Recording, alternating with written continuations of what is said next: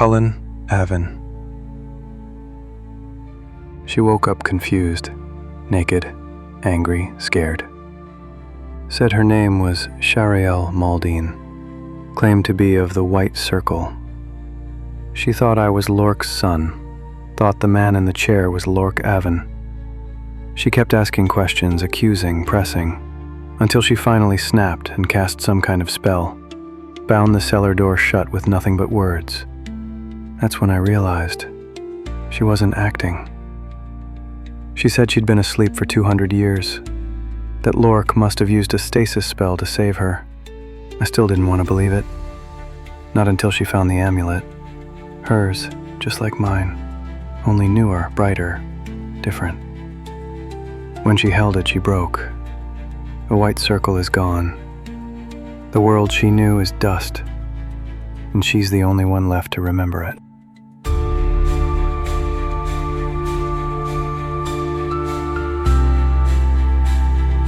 Welcome back to the Dark Razor Chronicles streamcast. I'm your host and author, Mike Carmel. This is episode 5. Oaths unravel, shadows whisper. What was sealed will not stay silent. In today's episode, 2 amulets pulse with forgotten power, and Cullen begins to question everything he thought he knew about his ancestors, their oath, and time itself. If you're just joining us, you can find previous episodes on your favorite podcast provider and more at mikecarmel.ca. That's MikeCarmel.ca. Now, the blade calls.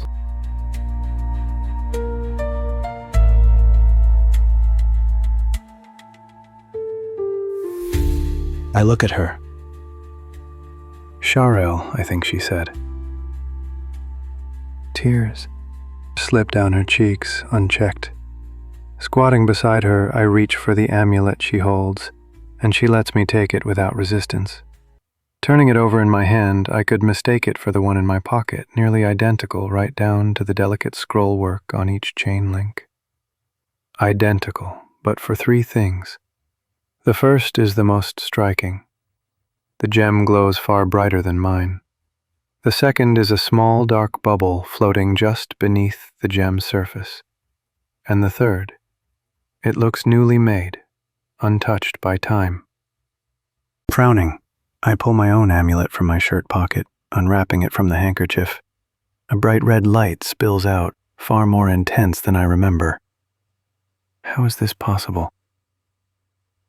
Holding them side by side, I examine them closely. Both amulets, one in each hand. Turning them this way and that, I watch the bubbles shift in sync, reacting to the movement of my hands. I don't understand. The glow of my amulet hasn't changed in the 189 years it's been in my family. Until now. Did I do something to cause this? I should get Da. Maybe he can make sense of this. I go to the door, but it's still bound tight. How did you do this? Frowning, I tuck both amulets into my pocket and inspect the door more thoroughly. It must be a trick. But as I run my hands along the edges, I find nothing unusual. No ropes, no hidden mechanisms, no sign of what's holding it shut. I glance back at Sharael, considering asking her, but she's still crying. If it's an act, it's convincing. So I let her be and turn my attention to the rest of the room. By the time her sobs subside, I've searched most of the tables, cabinets, and drawers, finding little of interest. The backpacks are packed for a journey, divided for 2. The first pack is larger, packed with a tarp and lines, a jar of tea, a small tin cup and kettle, a change of clothes for a man, and 3 days' worth of travel rations. The smaller pack holds clothes for a woman and an equal amount of rations. Other items are scattered across the floor: bedrolls, blankets, cloaks, a tinderbox, all laid out as if someone had been preparing for departure. The blankets are coarse, hand-woven, not like our modern ones that wick moisture or trap heat. These would soak up water like a washcloth unless treated with oils. The tinder box is another curiosity. A heavy tin box filled with fine wood splinters, dried moss, twigs, flint, and steel. No one carries one of these anymore. Not when a box of matches weighs almost nothing and does the job better. Everything here feels right, but wrong. Useful items, practical tools, but outdated, heavy, rough in their make. If this is all part of some elaborate show, it's an expensive one. I shake my head. It still feels like a performance. A test of some kind. Except for one thing. The body of a man who could be my uncle. That can't be a trick. Maybe there are drugs in the air, something making me hallucinate the things I've seen. Maybe elaborate mechanics like the lock in our mausoleum are behind the self-sealing door. I take a deep breath, shake my head, and glance back at Sharael. Truthfully, I've hardly taken my eyes off her. She sits in silence, wrapped in her sheet, watching me with a dark expression. Is she afraid of me? Frustrated that I haven't played into her script? Either way, I think it's time for answers. And it would be nice to begin over a cup of tea. I see no reason to respect the contents of the packs. There's water in the bucket, tea, and a kettle. I decide to make a brew. The lantern in the room is old-fashioned, the glass held by metal tines. I set it on the floor, removing the glass flute so the tines stand tall around the flame. Carefully, I pour water into the kettle and balance it over the heat. A makeshift burner. The tea leaves look ordinary, smell familiar, but I can't quite place them. When the brew turns a pale yellow, I take a sip. The taste is also familiar, slightly bitter. I must have steeped it too long. I add a little water to soften the edge. Sharael still watches me. I find a brown enamel cup in the tea set, fill it, and hold it out to her. I don't know what's going on, I say softly, but when you're ready, I'll help you. Her eyes flash. Surprise, I think. But it's gone in an instant. She rises, careful to keep herself cocooned in the sheet, and takes the mug. Then the surprise returns. She hesitates, then sets the mug on the table. A second later, she picks it up again, but this time using the sheet to shield her fingers from the heat. She takes a tentative sip, then grimaces, tongue flicking against lips. I nearly laugh. Of course it's hot. She acts like she's never had tea from a tin cup before, or perhaps never had tea at all. But then, in a quiet, somber voice, she says, Quayle, I think. I frown. Quayle? I've never had it as a tea, but now that she's named it, I recognize the aroma. I think you only need to steep it for a 30 count, and perhaps only 3 large pinches for this pot. She takes another sip, then another. Finally, she looks at me and says, in that same quiet voice, So, Cullen Avon, tell me of your role. Something about the way she asks it, soft, deliberate, makes me bristle. Letting sarcasm coat my tone, I reply, my role in this acty stage? Probably not the best approach. You have an amulet. She says, nodding toward the table. I had placed both down on the table while boiling the water. Do you understand its function? I shake my head. I know what it means to my family, but that's no business of yours. She studies me, then says, It's an heirloom? I nod. She doesn't seem satisfied. Then, in an almost cautious tone, she asks, Perhaps you have all 5? I laugh. 5? No. I'm surprised there's more than one. There are 6, actually. 6? Yes. She exhales. The amulet is a symbol of our oath. Each family sworn in service has one. Our oath. Does she mean she's sworn the same oath as me? My gaze drifts back to the man in the chair. An Avon, if I've ever seen one. But this woman, she is not an Aven. She bears no likeness, and she's already said as much. The implication in her words, the existence of additional oath taken, settles uneasily in my mind. Yes, I say finally, a symbol of my oath, my family's oath. She nods, satisfied. And I refer to it as my oath because I too have sworn it.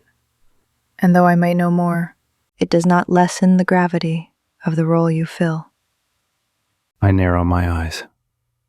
We will speak more of this. She says. But for now, I exhale sharply. Yes, I go first. that's right, I've taken. The title sends a chill down my spine. Truthfully now, what happened to Lorcaven? I shake my head. You keep calling him Lork, but he isn't Lorcaven. He can't be.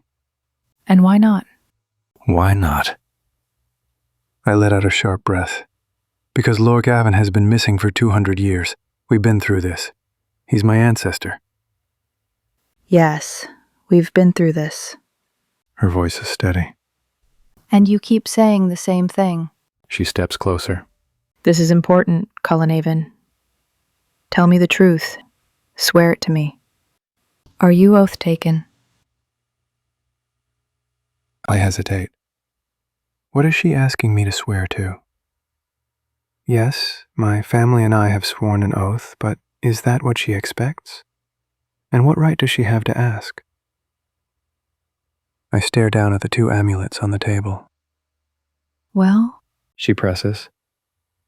I think of my oath. At its core, it is to serve and protect, to remain vigilant in all that I do. I'm sworn to the White Circle by Lorcaven. But what do we actually protect? This mausoleum was all I knew until tonight. I hesitate, then reply, yes, I think I am. She frowns. You think you are? Her tone is sharp like a scolding parent. You either are or you aren't. Which is it? I exhale. Yes. This time I say it with conviction. I know her questions are leading me, trying to goad me into revealing something. Still, as guarded as I am, I want answers. I have sworn an oath, I continue. I don't know if that makes me oath taken in the sense you mean, but I have sworn. Is that enough? She nods slowly. I watch her eyes carefully, waiting for some flicker of deception, some sign that she's spinning a tale, but I don't see it. Look at Lork. I start to dispute the name again, but she cuts me off. Just look at the man. So I do. His face is grayed in the time I have been here. He is dead. Of that I am sure. A sick thought grips me. Did I inadvertently kill him? The words unsettle me the moment they leave my lips. No, But her voice lacks certainty. I don't think so. She gestures. Look at him. I do. And then I see it. A faint line, like a sunburn, but in shades of gray, separates the upper and lower halves of his face. I don't understand, I murmur. She exhales. I believe the effect is caused by a sphere of influence. Lork must have been pushed just outside that influence shortly before the sphere was dispelled. Dispelled? Like magic? I let out a short laugh, but it rings hollow. Then I remember I had pushed him back from the desk. I had moved him until his head touched the wall. A jolt of fear races through me. Have I killed this man? Yes, magic. She replies indignantly. The sphere of influence is a spell's area of effect. She gestures around the room. You can see the effect. Compare the center of the room to the outskirts. Look at the door, the backs of the tables. Notice a difference? But I'm not listening. I can't. I might have killed a man without cause. What's wrong? Her voice sharpens, snapping me back. She must see my thoughts written plainly across my face. You didn't kill him. She says. Of that I am fairly sure. How? The sick feeling in my gut doesn't let go. We'll get to that. For now, one thing at a time. She takes a breath. First, the sphere of influence. I repeat the word slowly. Sphere of influence. What influence? What was its purpose? The spell's influence. She says, her frustration showing. I was on this table, in the center of the room. Everything within 3 meters of me was inside the spell's effect. And the purpose? To keep me alive. I nearly laugh again, but the tension lingers. To keep you alive for hundreds of years? I shake my head. The absurdity is starting to pile up. Still, if this is all a ruse, then I have nothing to fear. No. She says quickly, then hesitates. Well, yes. She looks frustrated. I lean in. Really? It was not the intention. She admits, voice quieter now.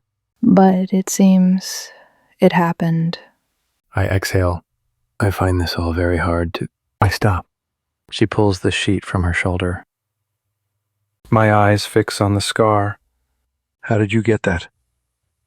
For a moment, she looks pained.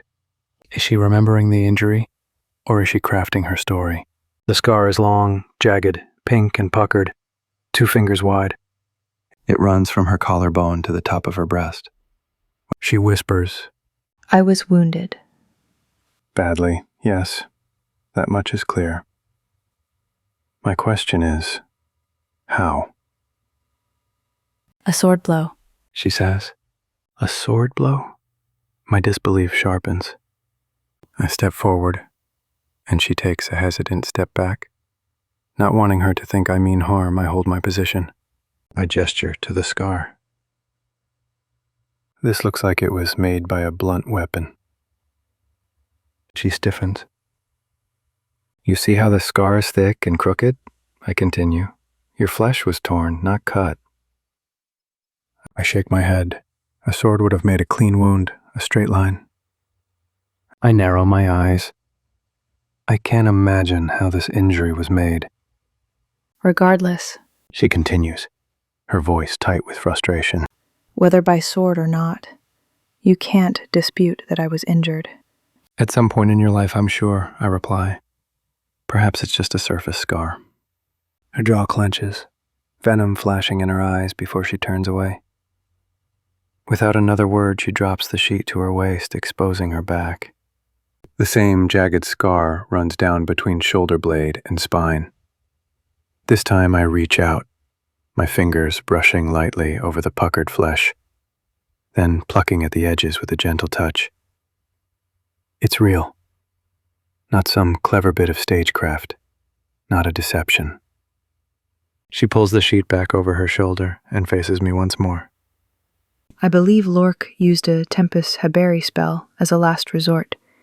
He was no wizard, so the casting must have been difficult. A what spell? I ask. Sounding exasperated, she replies, A time hold. I think it was the only way Lork could save me from my injury. And how does a time hold spell do this? I gesture vaguely around the room. For that matter, how does it heal your wound? She exhales sharply. It places the target outside of time. She says. Outside of time, I echo, my skepticism obvious. How can someone be outside of time? She considers her answer carefully before speaking. When Lork cast the spell, it created a bubble that surrounded this place.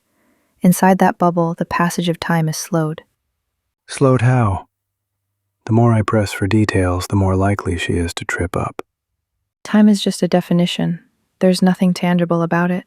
It's a way to describe how tiny, unseen forces move and interact, causing things to change, people, places, objects. I don't fully understand everything I'm saying, but I do know that time is relative. There are places in creation where time doesn't pass at all. I raise an eyebrow. So time is just a word? A way to describe an effect on the world? I shake my head. If that's the case, how can it be stopped? Well, as I said, the effects of time are created by the passage of unseen forces, and by slowing those forces within the bubble, time itself slows. She must see my confusion because she presses on. I know this means nothing to you, that what I speak of sounds like fantasy. But I tell you this, just as air is made of tiny unseen things, so is the world around us. And those things are made of even smaller unseen things. Despite what she thinks, I do understand. She's describing molecular and atomic structures, though far less precisely than I would. I've seen molecules under a microscope. The tiny life forms in water, on skin, even in cheese. When Great-Granda was a child, the Cadians brought a mobile laboratory to Pardon, part of the early education movement, bringing knowledge to outskirt communities. It was then that Pardon received its first microscopes and medical laboratories. Now we have the Academy. Where anyone can study these things. So why is she explaining this to me? It makes me pause. For the sake of argument, I look at the evidence. If this sphere of influence truly stopped time, then everything here, the outdated supplies, the body, the surreal nature of this place, it must all be real. I turn to the man she insists is Lork and recall what I felt when I first backed against the wall, the damp, musty air. I remember stepping toward the center of the room and how everything seemed to still. How the light barely moved, the air thick like water. The shock of it all is beginning to wear off. I'm starting to believe her. And yet the skeptic in me fights on. Another thought clicks into place. When I first arrived, it was near midnight. But when I left for water, it seemed like dusk. The sun's ribbon lingering in the west. At best by now, the sun should be rising in the east. I had been too frantic to reason at the time. But now...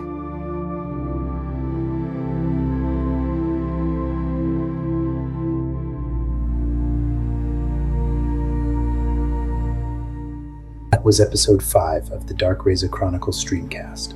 I'm your host and author, Mike Carmel. This episode was brought to life with narration by 11 Labs Technology. If memory is a weapon, what happens when it cuts both ways? We're only beginning to scratch the surface. If you're enjoying the journey, please subscribe, rate the podcast, and share it with fellow seekers of oaths and echoes. Your rating helps others find the stream, and every review sharpens the blade. You'll find bonus content, contact info, and more at mikecarmel.ca. That's mikecarmel.ca. And remember, if the blade stirs, draw it. If the oath strains, stand firm. Until next time.